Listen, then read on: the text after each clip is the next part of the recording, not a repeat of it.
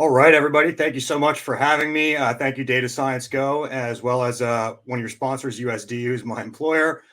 Um, what we're going to talk about today is a little bit more of my just my experience in pivoting towards a career in analytics from what some would consider a non-traditional background in social science.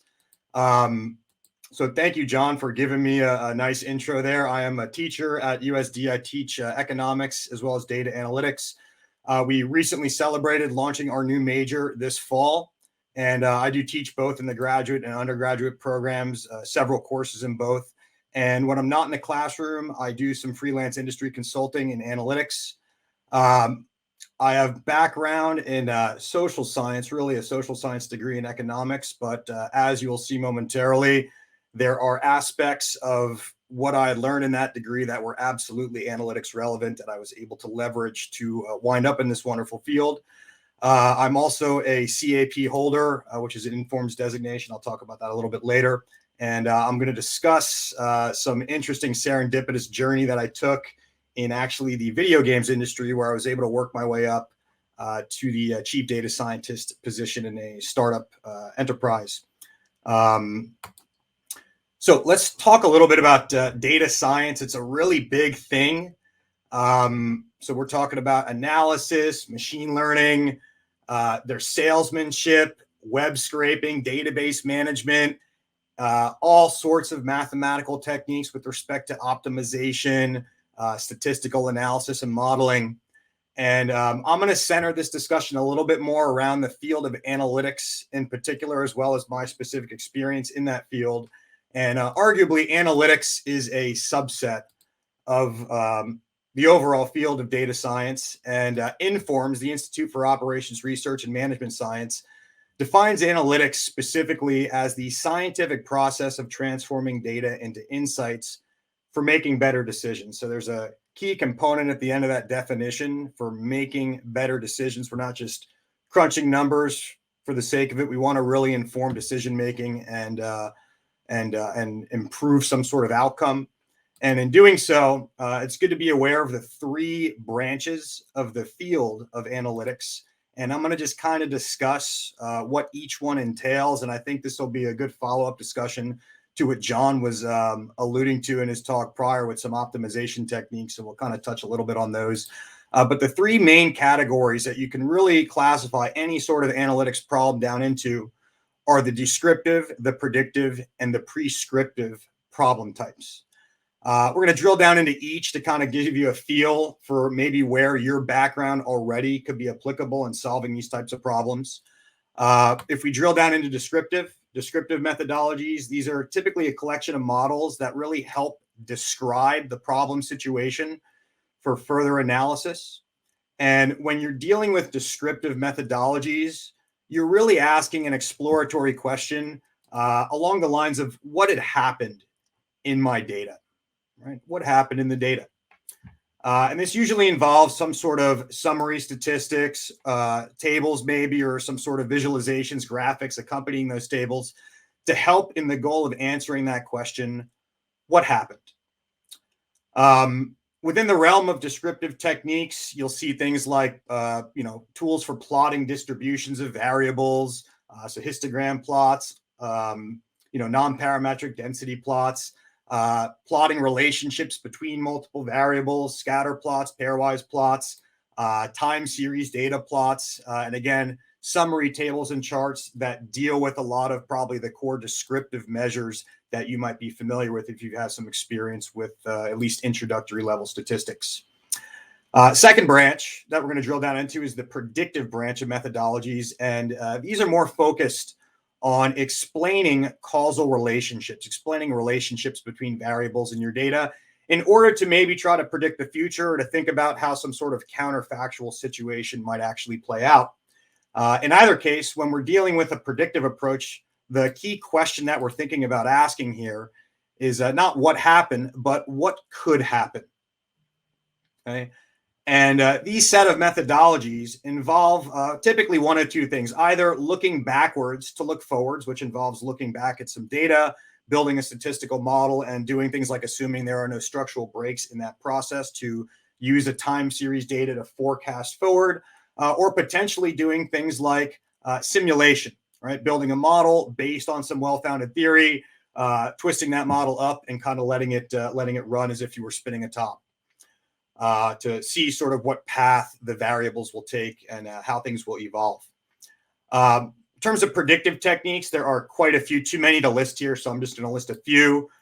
We have regression analysis, things like linear regression, certain types of nonlinear regression, non-parametric regression, time series forecasting, certain types of neural networks involve sequences of regressions. You can deal with classification problems where we're maybe not trying to predict a continuous output variable, but rather some sort of discrete class variable using things like logistic regression or probit modeling, support vector machines, which could also be used for regression output type problems, as well as classification and regression trees, and some higher level techniques that involve resampling, things like random forest, which are reapplications of CART, as well as typical statistical inference. When you're doing statistical inference, you're building confidence intervals, trying to make inferences about an underlying population. That is a predictive technique, being able to generalize in that sense. We also have techniques like clustering, which are more on the unsupervised learning end of the spectrum, K-means clustering, X-means hierarchical, which includes both top-down and bottom-up cases.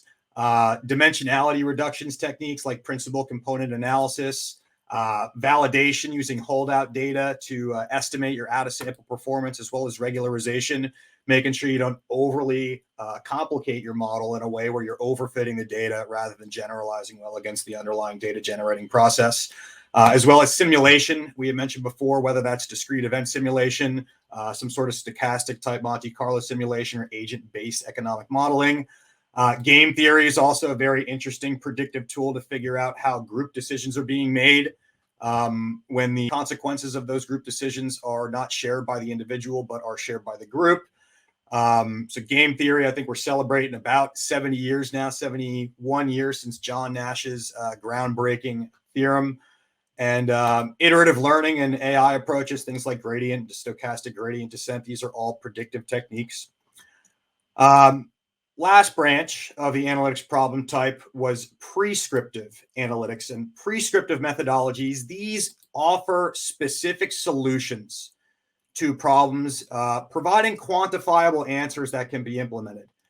And when you're asking a prescriptive question, this is almost arguably the highest level in terms of the three branches. There's a little bit of a hierarchy, and I presented them in order here. We're really interested in not what happened or not what will happen, but using the knowledge of what happened or what will happen, we want to inform that to think about choosing the best outcome.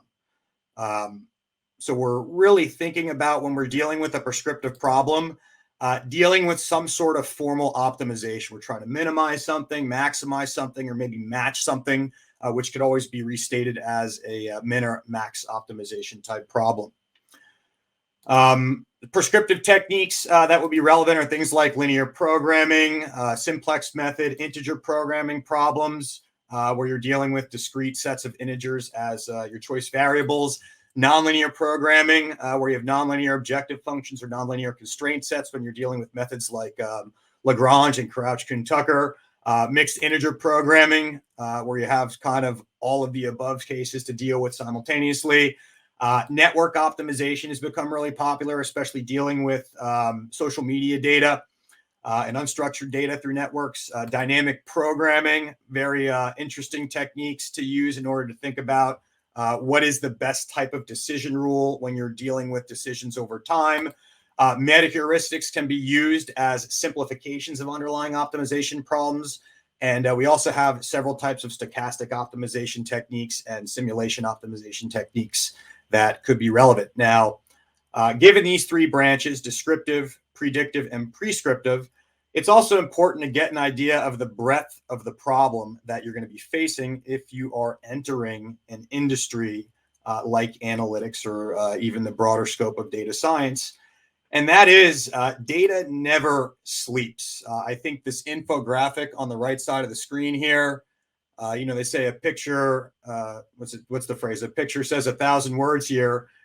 This infographic, I think, says way more than that. In fact, as of July 2021, it's been estimated that the internet reaches 65% of the world's population, which, despite the pandemic, is actually a 10% increase on that level of January 2021. And when we say, this picture speaks 1,000 words, it really speaks a lot of zettabytes. And the total amount of data that was estimated to be consumed globally in 2021 is around 80 zettabytes, where a zettabyte is 1 trillion gigabytes, or 1 billion terabytes, if you will. This number is projected to grow to 180 zettabytes by 2025. And to put that in scope, it's estimated that over 90% of the data that exists today was generated in only the last 2 years. Point being that data is an extremely valuable resource. Directing your attention to employment opportunities that rely on processing data are super important. And data has become the most valuable resource in our economy. It used to be things like oil and real estate, but now it is data and information, which is really dramatically overhauled the overall landscape of how our economy works. And maybe more specifically, has presented rather some challenges as of recent with respect to how we need to think about, as a society, curating the use of data from an ethical perspective. Now, one of the most important aspects of understanding analytics is being able to realize that it requires some humility on behalf of the human practitioner.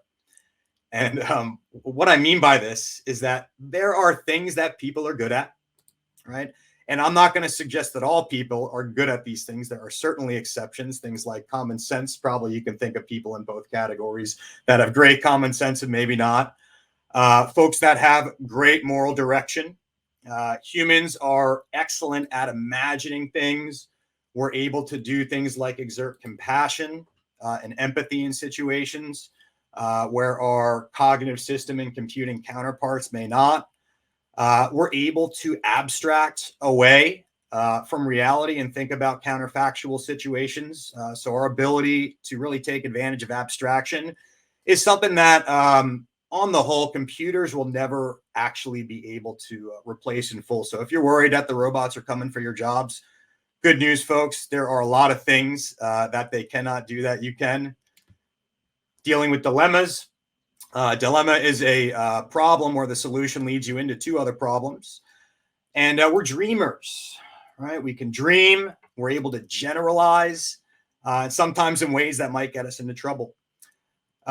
Cognitive systems, on the other hand, computing, right? They excel at many different types of things. But the one thing that I can probably get a consensus from everybody in the audience is that if you had to go somewhere to learn something, probably the first place you would go is you'd open up your iPhone or your web browser and you look up something on Google. I get about 90% of the responses to that question when I query people that is exactly what they do when they need to locate knowledge, rather than having to memorize that knowledge yourself. Cognitive systems definitely have the comparative advantage in things like knowledge location and pattern recognition, which humans are not great at.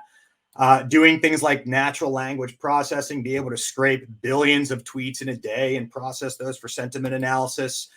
Performing machine learning, where you're using iterative techniques to incrementally adjust or hone in on the solution to an optimization problem. Working on eliminating bias is also an important thing cognitive systems can help us do.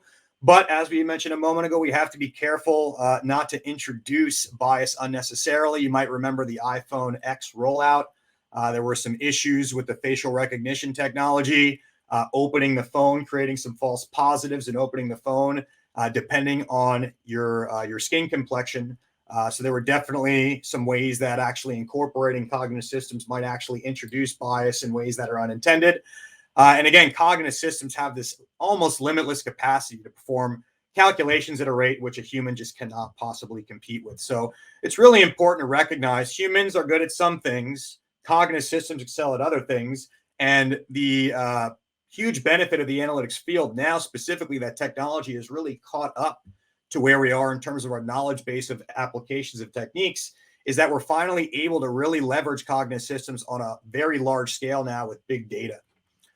So what I'd like to do for the remainder of the discussion here today is I want to shift the talk to my serendipitous plunge into the field of analytics to give you a little bit of background. So maybe you'll think it's serendipitous, but maybe you'll think it's not.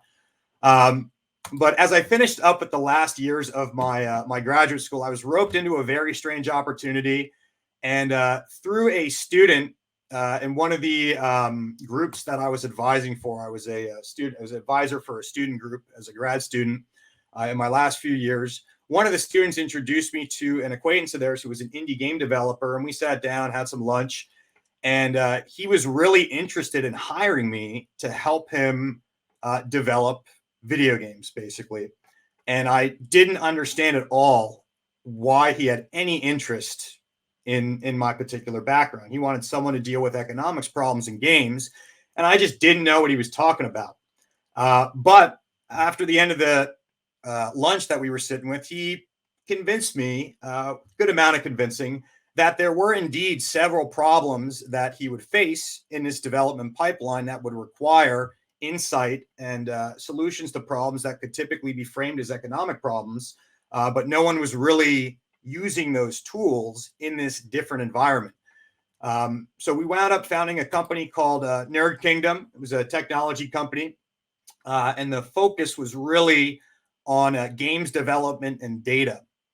So I want to talk a little bit about this very odd transition from being an economist to getting into games development.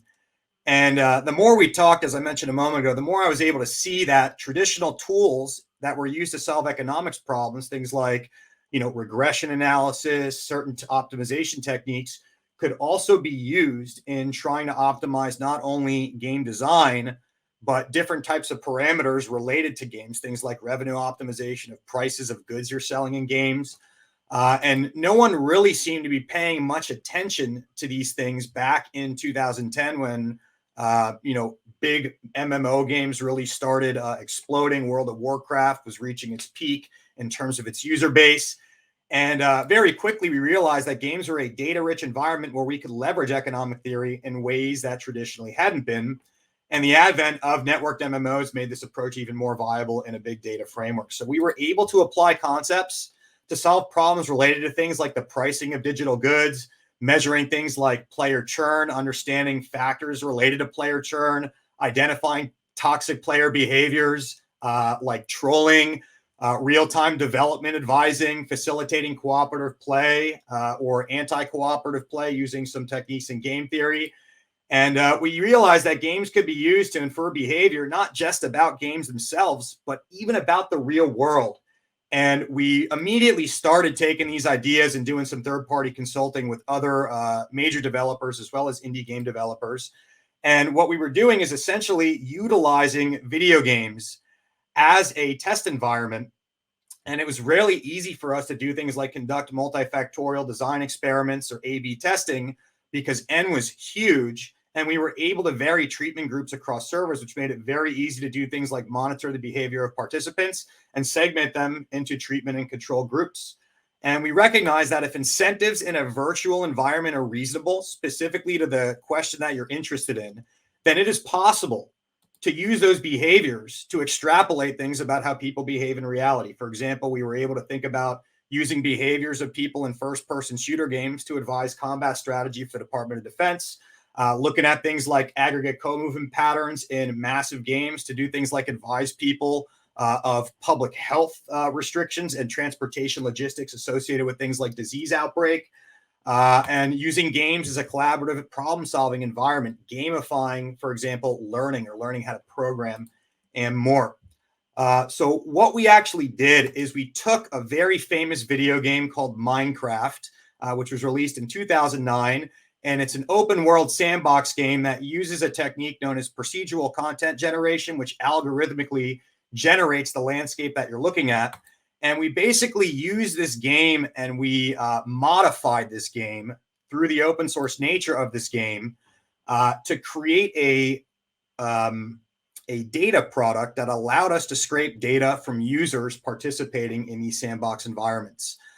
So I had a really interesting opportunity to lead an international group of programmers in Australia, New Zealand, Canada, Europe, and the US. using Minecraft as a proof of concept. And Minecraft had a very large community of these modders that allowed us to essentially take this game and put in a bunch of analytics hooks to do things as simple as control, lighting and colors, to features as complex as aspects of the landscape, how trees are distributed, how natural resources are distributed. And we launched a variant of this platform called the Eternus platform. And this was our proof of concept for a sandbox game with data hooks that allowed us to think about controlling aspects in the development pipeline in a way where we could A/B test those and then go back and inform the developers of exactly how we think we should be building this game to do things like maximize engagement or maximize revenue from user interaction. This led to the development of our own game known as the Entitled game. Very creative title. I was not in charge of that. But we had the opportunity of running a Kickstarter campaign. I was able to use some interesting data to think about applying some auction theory to try to optimize our bins of how we were getting donations for our Kickstarter campaign. And we used Minecraft as the inspiration for this game, but we implemented a much smoother, what's called a dual contouring algorithm, to create a procedural generation engine that stylistically was very, very beautiful compared to the blockiness of Minecraft. And it had all the cool data hooks in place. And we wound up selling the company to a really big games conglomerate in China that we suspect is still using some of these techniques today. And I want to wrap up my discussion about how I was able to make this pivot formally, given that my background was really rooted in social science. I spent about half the time in there studying data analysis. If you get a PhD in economics, you do a lot of optimization, you do a lot of statistics. I was also fortunate to have some background in programming as a child in high school, but then I didn't do any programming really in college or grad school. But having a little bit of knowledge of some syntax made it easy for me to pivot and learn other tools. So my main advice is definitely take as many courses as you can. Do not be afraid of mathematically rigorous courses. You will come out better for them. And I was very fortunate to work with several modes of content and coursework by evaluating different types of learning from data products. So take advantage of these for sure. I was also able to supplement my education by picking up this certified analytics professional designation. So if you're interested in more details about that, happy to take questions. We're about out of time, so I have just 2 more slides I'm going to go through real quick, and then we will take some questions. I also happen to be in the right place at the right time in that one of my advisors was a titan in operations research. He introduced me to this programming method called data envelopment analysis, which allowed us to do things like model the efficiency of any sort of input-output system. And one of my other advisors literally wrote the book on non-parametric econometrics. So I was very fortunate to have met those individuals who had hugely impacted my ability to pivot into this wonderful field. So I will leave you here. Currently, I'm inundated with teaching, but I do freelance consulting in AI, the ed tech space, and the fintech spaces with respect to analytics and data issues. And you can find me on LinkedIn. Happy to talk. My email address at the university is slevkoff, that's SLEVKOFF @sandiego.edu. And that is where I will leave things for the Q&A.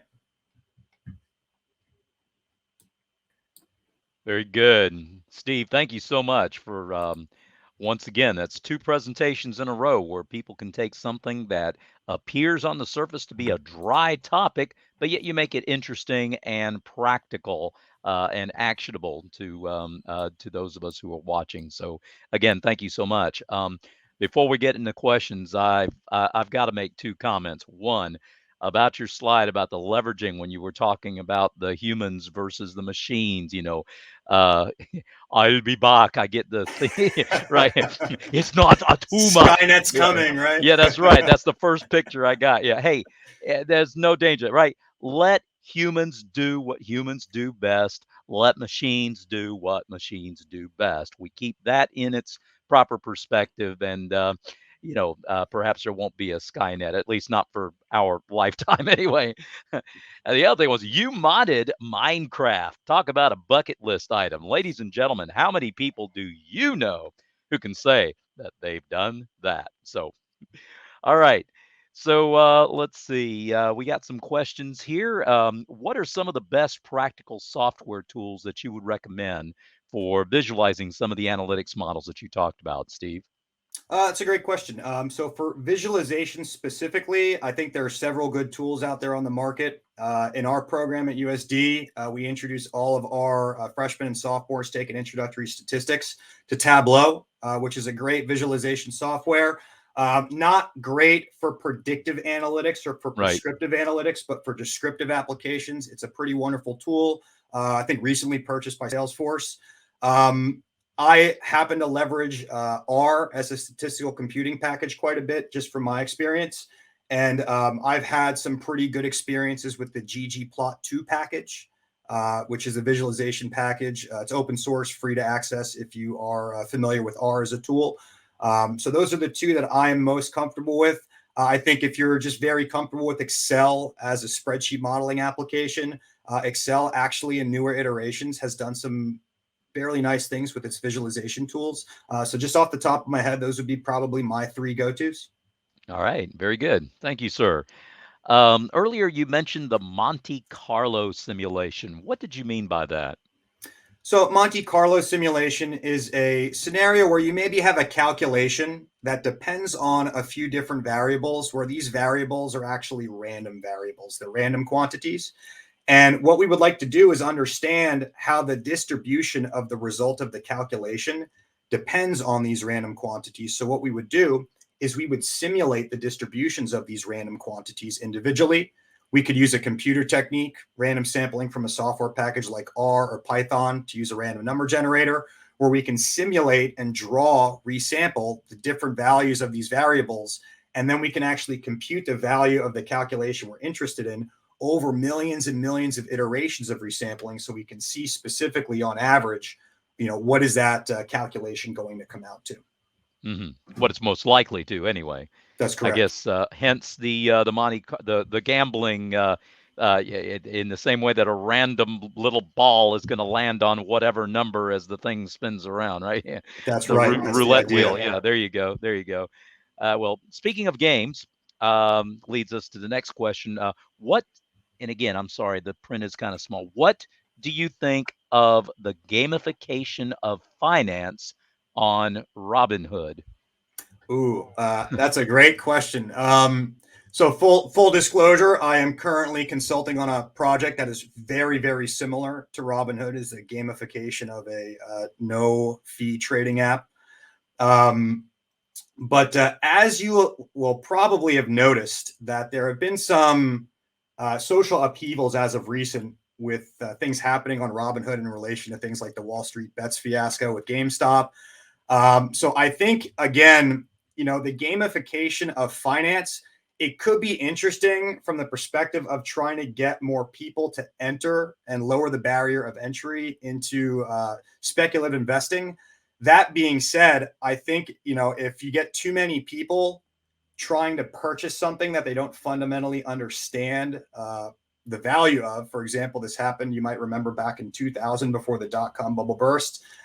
You now have these types of platforms that really engender that type of speculative trading in ways where now you have people, buying things like cryptocurrency left and right, and they can't explain to you, how the blockchain works. So I think there are positive aspects of the gamification of investment. I think there are negative aspects too, in ways that we have to kind of be careful as a society with respect to how we curate some of those developments. Excellent. Uh, you explained that better than I could. Thank you very Yeah, that's why much. you're the professor. Yeah. All right. All right. Well, again, let's see. I heard that the CAP was not worth it. I unfortunately don't have much context, but it sounds like it was beneficial to you. What was the biggest way that you took away from that certification? So, very easy answer to this. So, in meetings with colleagues, with other professionals, we would often come to this point where they're like, "What is this economist doing in the room? Right? What does this guy know about data?" Not really knowing what a PhD in economics entails in terms of your statistical training, but having this formal certification, you know, pretty much quieted that line of questioning moving forward. So for me, this was a very, very useful certification to have. It's not a tool specific certification, so you don't need to know any particular programming language. It's about Right. general methodologies. So it signals that you have a very solid, broad base in the analytics field. All right. Well, thank you for sharing that. Ladies and gentlemen, that's all the time that we have. Again, Dr. Levkoff, thank you so much for joining us this afternoon, sir. Enjoyed your presentation. Wish you Thank you all the so much for best. having me. Appreciate it. Absolutely. Yes, sir. Take care.